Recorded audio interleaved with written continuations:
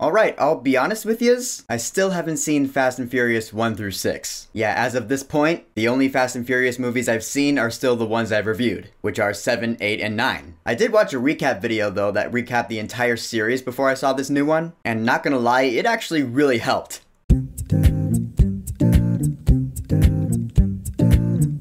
Fast X. So Fast X is the 10th movie in the main Fast and Furious series. Congratulations to Universal on that. You have hit sweet number 10. Although technically this is the 11th movie in the franchise since there is Hobbs and Shaw. So in Fast X, it turns out at the end of Fast 5, when they killed off that drug lord in Rio de Janeiro, his son was there who's played by Jason Momoa, and so now he has come back for revenge on Dom Toretto and his family. And so it is ride or die. Gotta say, I had a lot of fun with this movie. I mean, it's stupid, oh yeah, for sure. This movie had the ridiculousness that I honestly felt F9 was missing. I mean, yeah, sure, F9 sent a couple of guys into space in a car with rockets attached to it. But other than that and the crazy garbage truck or whatever that was, that whole scene at the end, I felt F9 was kind of lacking in terms of over-the-top-ness. This movie had it all and then some. It was pretty entertaining to watch. And alright, of course, Vin Diesel is back as Dominic Toretto, and this time his family's in danger. Like in the last movie, he has his wife, played by Michelle Rodriguez, and his son, Brian, who's a little older now. And so now he's like, I'm gonna save my family. You know why? Because I am Groot. And bad guys should know better than to go up against a tree that can't die, because he's a Fast and Furious character and Fast and Furious characters are invincible. This movie gives no exception to that. And Jason Momoa as the villain in this movie, Dante Reyes, I thought he was awesome. Certainly a step up from John Cena in the last movie, because he's pretty much the opposite. You know how I said John Cena was like really stoic and emotionless in the last one? Dude, Jason Momoa in this movie has so much charisma. He's just having so much fun making Dom Toretto's life a living hell, because he's out for revenge because Dom Toretto killed his father, his family, so now he's after Dom Toretto's family. And he wants Dom Toretto to suffer. He's toying with him, he's just messing with him, he's playing the cat and mouse game. It's like he's luring Dom Toretto with bait. He's like, hey, yeah, come here.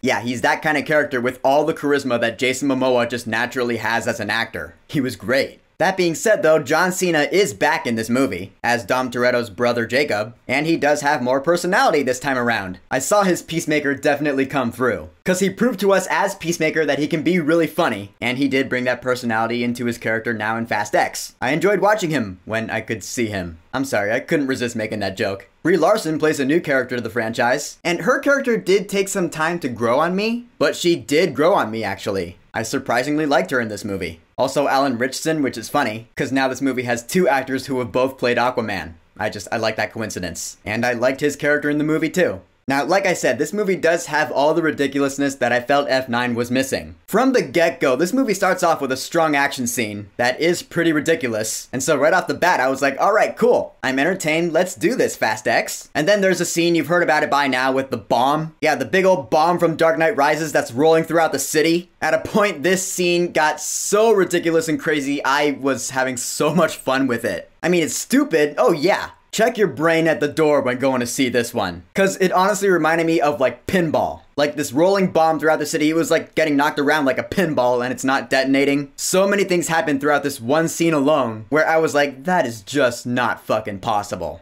But it was cool as hell. And yeah, this movie does keep that momentum going throughout. Whereas F9 bored me, this movie actually kept me entertained with its action sequences. I mean, yeah, sure, when it comes to the characters, it's not like I care about any of them. I don't care who lives or dies, I'm just being honest. And sure, that might be because I am not attached to this series as a fan or anything. I didn't grow up watching these movies. In fact, I'll be honest, I hadn't heard of Paul Walker before he died. Just being real with y'all. So my point is, no matter how many of these movies they make, I don't know if I'll ever really consider myself attached to any of these characters emotionally. But then again, in a series like this, are you really supposed to be emotionally attached? I'm honestly not sure. Because let's face it, if a character does end up dying, they'll probably be brought back to life somewhere down the line anyway. Cause this series has done that a few times now. So there's still really no tension with the characters. I did notice in this movie in particular, the really cheesy dialogue was cut back. I mean, yeah, sure, there were still some cheesy lines, but not as many in this one as I have noticed in previous installments. I appreciated that actually. That did actually allow the drama to sink in a little more with me. Believable dialogue. Funny how that works. I mean, it's not the best dialogue dialogue I've ever heard between characters, you know? It's not like Quentin Tarantino wrote it or some shit. But I was surprised as to how emotionally attached I almost did become in this movie. I mean, shit, Dom Toretto really does care about his family. He wants to keep them safe. I can relate to that. I mean, he has his crew, he has his wife and son, and Khal Drogo's trying to burn it all to the ground. Not cool, dude. This movie really does feel like it is setting up a finale for the Fast and Furious franchise, because it brings in a lot of characters from throughout the movies. It almost feels like an odyssey in that way. I mean, it brings back Jason Statham, Charlize Theron, and you know you have the rest of the crew, Tyrese Gibson, Ludacris, Nathalie Emmanuel. I imagine fans of the franchise are going apeshit over this. This is the beginning of the end, and the ending of this movie in particular really nails that point home. Cause what we get here at the end of this movie is we got ourselves one hell of a cliffhanger ending, let me tell ya. And that was pretty cool too.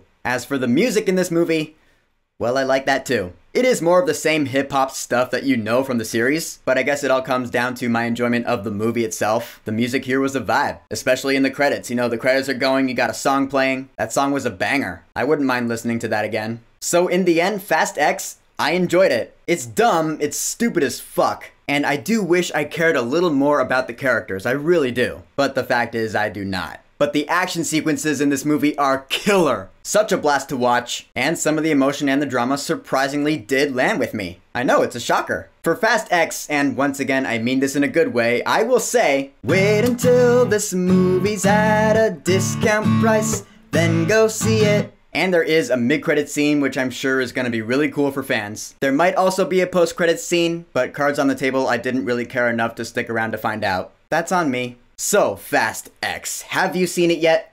What are your thoughts on it? And if you have seen it, what was your favorite action scene? Whatever you think, go ahead and leave a comment. And of course, thank you for subscribing.